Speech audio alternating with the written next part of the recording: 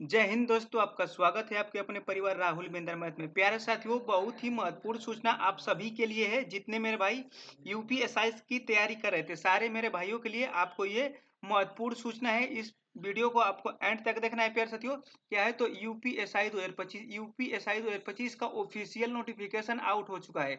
और कुल पद कितने हैं तो टोटल पद आपका 4543 यानी 4543 आपकी टोटल वैकेंसी आ चुकी है। फॉर्म भरने से पहले इस वीडियो को आपको अच्छी तरीके से देखना है। इसमें सारे संपूर्ण जानकारी हम लोग देखने वाले हैं। कैसे कैसे आप फॉर्म भर सकते हैं, क्या इसका सिलेबस होने वाला है, कितनी सैलरी मिलेगी, क्या आपका एज लिमिट होने वाला है, सिलेबस क्या है, सारा संपूर्ण कुछ जानकारी हम लोग देखने वाले हैं। तो उससे पहले अगर आप चैनल पर नए तो उसे सब्सक्राइब करना, वीडियो को लाइक करके अपने दोस्तों को जरूर शेयर करना। ज्यादा से ज्यादा दोस्तों को ये वीडियो शेयर करना है साथियों। तो हम लोग देखते हैं सबसे पहले इसका फॉर्म अप्लाई की तिथि यानी फॉर्म अप्लाई किस डेट को आप कर सकते हैं। तो हम लोग सारे डिटेल बाय डिटेल देखते हैं साथियों। तो देखते हैं सबसे पहले आप फॉर्म इसका अप्लाई कब करेंगे। तो फॉर्म अप्लाई करने का जो डेट है प्यार साथियों, फॉर्म अप्लाई करने का जो डेट है यानी यूपीएसआई न्यू वैकेंसी आ चुकी है। तो इसका नोटिफिकेशन आपको अभी बता दें कि आ चुका है। तो इसका अप्लीकेशन स्टार्ट कब से है तो स्टार्ट जो है आपका 12/8/2025 यानी 12 तारीख से ये फॉर्म अप्लाई होने लगा है। और इसका जो लास्ट डेट है प्यार साथियों, लास्ट डेट इसका कितने रह गई तो लास्ट डेट इसका अप्लाई करने का है 12/9/2025 यानी आपको एक महीने का टाइम यानी एक मंथ को आपको टाइमिंग मिला है। क्या करेंगे तो फॉर्म अप्लाई करने के लिए एक महीने का आपको टाइम दिया जा चुका है।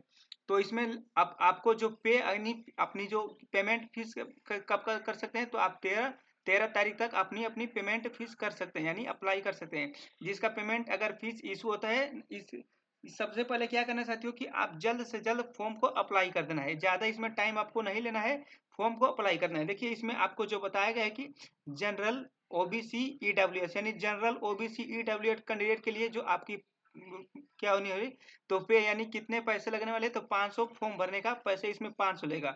उसी तरह एससी और एसटी कैंडिडेट के लिए कितना है तो एससी और एसटी कैंडिडेट के लिए आपका 400 रुपये लगने वाला है। तो जितने मेरे भाई अभी तक फॉर्म अप्लाई नहीं किए तो जाके फॉर्म अप्लाई कर दिए। एससी एसटी वाले के लिए सारा कुछ हम लोग डिटेल बाय डिटेल देखते हैं। तो वीडियो को लाइक करना है और चैनल को सब्सक्राइब जरूर करना है साथियों। देखते हैं हम लोग इसका इसका हम लोग देखते हैं वैकेंसी में आपका जो पहले और अब की वैकेंसी में कितना बदलाव हो चुका है। यानी जो यूपीएसआई की वैकेंसी अभी जो हाल ही में आई है, सबसे पहले हम लोग देखते हैं कि यूपीएसआई की जो वैकेंसी 2017 में थी, 2017 में कितना था तो 2017 में आपका जो टोटल पोस्ट थी 3307 यानी टोटल पोस्ट 3307।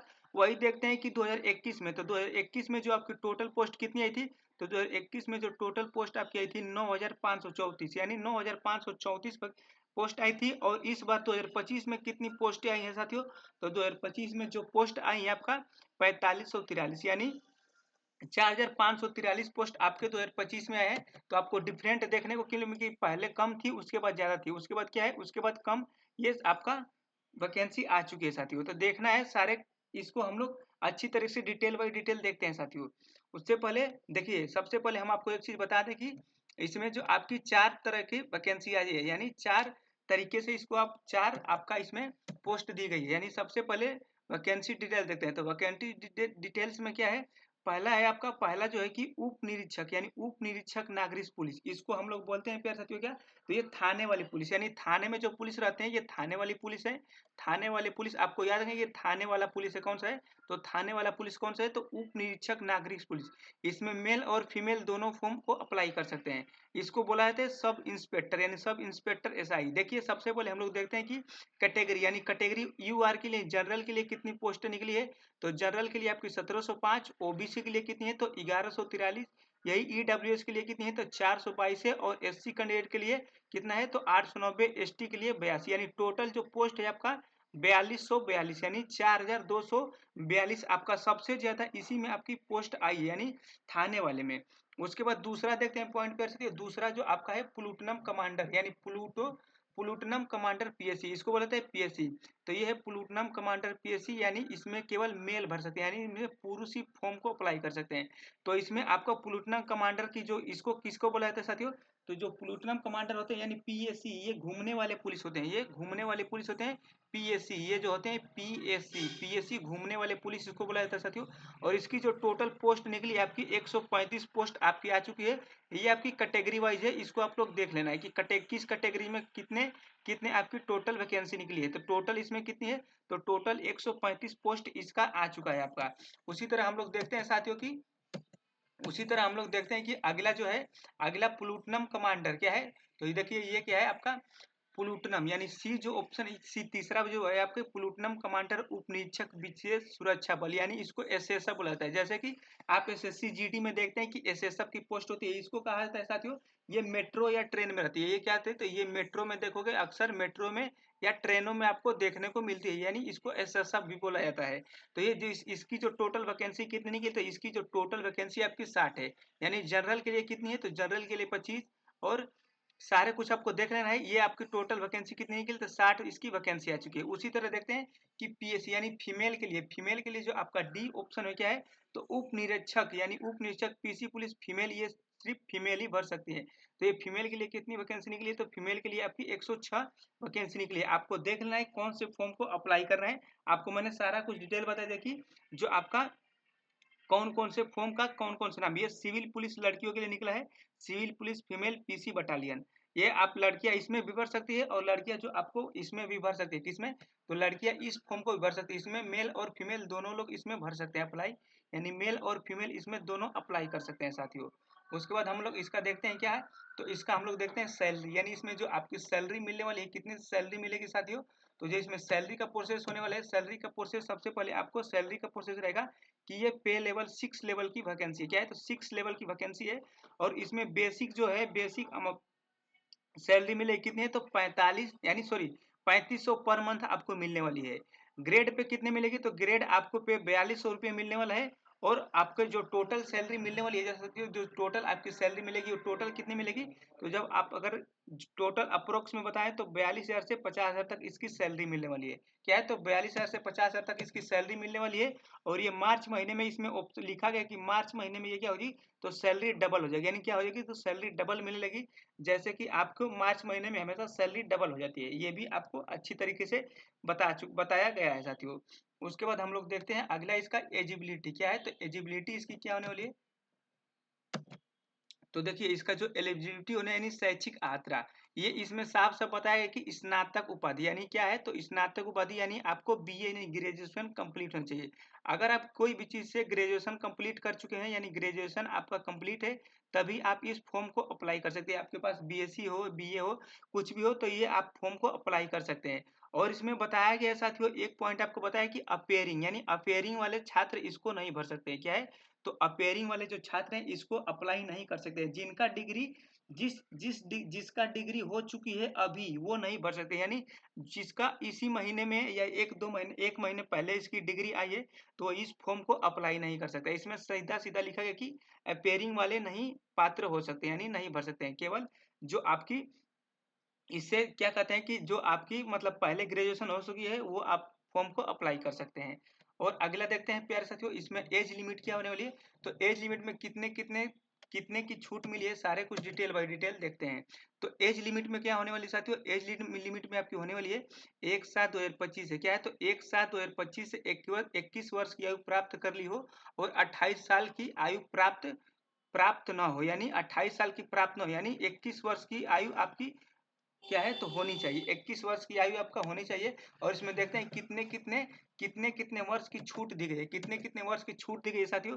तो सबसे पहले देखते हैं उप निरीक्षक नागरिक पुलिस, उप निरीक्षक नागरिक पुलिस के लिए, पीसी के लिए, फीमेल्स के लिए क्या है, तो देखिए सबसे पहले आपकी जो एज है 28 साल है। 28 में आप क्या करते हैं, तो 28 में 3 जोड़ेंगे तो 31, यानी टोटल 31 और 5 ईयर की भी छूट दिए गए।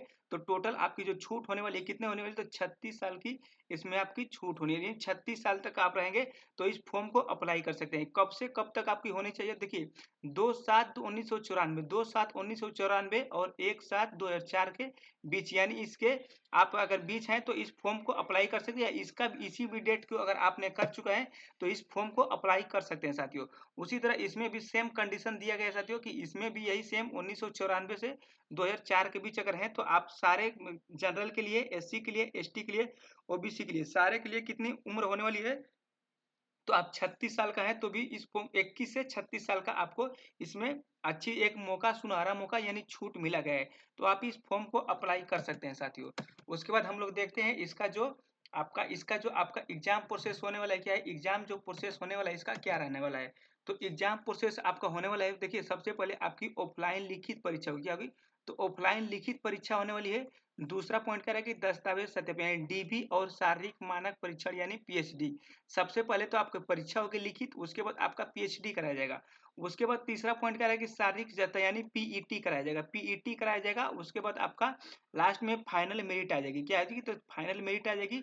उसके बाद आपका क्या हो जाएगा? तो आपका सिलेक्शन हो जाएगा। जब फाइनल मेरिट आएगी तो आपका सिलेक्शन हो जाएगा। इसमें आपको एक नोट करके देखना है, नोट में क्या क्या आ गया कि नोट में बोला गया कि बोर्ड द्वारा कोई परीक्षा सूची नहीं तैयार की जाएगी, यानी बोर्ड द्वारा कोई भी परीक्षा सूची नहीं तैयार करने करने की जाएगी। ये भी पॉइंट आपको अच्छी तरीके से बता दिया जा चुका है साथियों। उसके बाद हम लोग देखते हैं कि इसका सिलेबस क्या होने वाला है साथियों। सिलेबस इसका सबसे पहले होता है, किसी भी चीज का सिलेबस आपको जानना बहुत जरूरी होता है। आप किसी भी तैयारी करते हैं एग्जाम की तो सबसे पहले उसका सिलेबस ही आपको सबसे जाना इंपॉर्टेंट हो जाता है। देखिए सिलेबस में क्या होना है साथियों कि सिलेबस में जो आपका रहेगा, तो सिलेबस आपका क्या है? तो सिलेबस में सबसे पहले आपको हिंदी मिलेगी। हिंदी कितने नंबर की रहेगी? तो हिंदी टोटल क्वेश्चन आपके 40 मार्क के होने वाले हैं। कितना? 40 मार्क के। उसके बाद दूसरा है मूल विधि या संविधान एवं सामान्य ज्ञान, ये कितने का रहेगा? तो 40 नंबर का रहेगा। टोटल प्रश्न आपके 40 रहेंगे और एक एक यानी हिंदी यानी सामान्य हिंदी पे कितने आपको नंबर मिलने वाले हैं? तो 100 नंबर। ये टोटल आपको कितने अंक मिलने वाले हैं? तो टोटल 100 नंबर के क्वेश्चन होंगे। और देखिए इसमें क्या है, संख्यात्मक एवं मानसिक योग्यता, ये कितने नंबर का है? तो 40 नंबर का। उसी तरह मानसिक अभिरुचि, बुद्धि, लब्धि एवं तर्क यानी 40-40 यानी नंबर के सारे हैं क्वेश्चन। और टोटल आपका जो क्वेश्चन है कितना हो जाएगा? तो 160। 160 क्वेश्चन है और टोटल आपकी मार्क कितने वाली है? तो एक एक क्वेश्चन पे 100 नंबर मिलेगा, यानी सॉरी एक एक सब्जेक्ट पे कितने मिलेगा? तो 100 नंबर। और टोटल आपकी जो टाइमिंग होने वाली है 120 मिनट होने वाली है साथियों। टोटल आपका 160 प्रश्न होने वाले हैं। और इसमें एक बहुत ही अच्छी सी खुशखबरी है कि इसमें निगेटिव मार्क नहीं, यानी आपको ये पॉइंट भी याद रखना है कि इसमें निगेटिव मार्क नहीं होने वाली है। तो आपको मारना है जम के सारे प्रश्नों को अच्छे तरीके से, क्योंकि निगेटिव मार्क इसमें नहीं होने वाली है। उसके बाद हम लोग देखते हैं इसका जो अगला क्या है, फिजिकल टेस्ट। फिजिकल में आपसे क्या क्या कराया जाएगा? तो देखिए सबसे पहले फिजिकल देखते हैं, फिजिकल मेल के लिए। तो फिजिकल यानी physical standard test. Physical standard test में क्या होगा? देखिए कैटेगरी क्या है? तो जनरल, ओबीसी और एससी। जनरल, ओबीसी और एससी यानी मेल कैंडिडेट के लिए क्या होनी चाहिए? तो सबसे पहले तो आपकी हाइट होनी चाहिए 168 सेंटीमीटर। क्या होनी चाहिए? तो 168 सेंटीमीटर। वही एसटी वालों के पूछा जाएगा तो एसटी वाला का आपका 160 सेंटीमीटर होने वाला है। चेस्ट कितना रहना चाहिए? तो चेस्ट आपका 79 होना चाहिए। और फुलाने पर कितना आना चाहिए?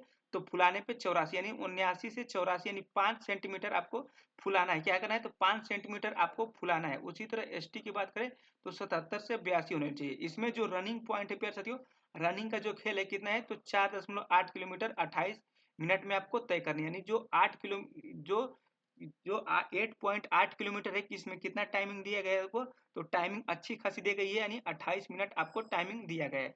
वही मेल कैंडिडेट के लिए यानी फीमेल कैंडिडेट के लिए देखते हैं साथियों।